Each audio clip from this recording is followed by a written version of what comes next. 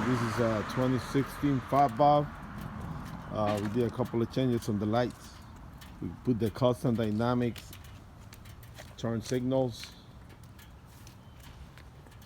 We got the headlights too, and I did the back custom dynamics turn signals too. They work pretty good. They're really nice and bright. Let me turn on the bike so you guys can see it. But right now, this is how they look on the back. That's when you put the brake. Looks pretty nice and safe. You feel nice and safe.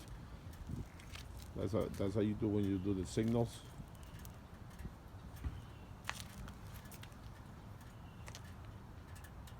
They stay on.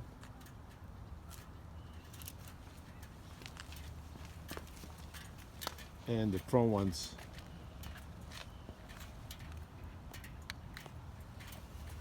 it's turned off, and the ring goes off.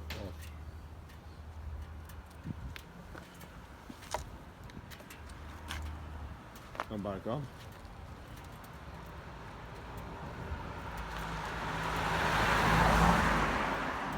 Well, guys, hope you like it. Go with custom dynamics. It's pretty good.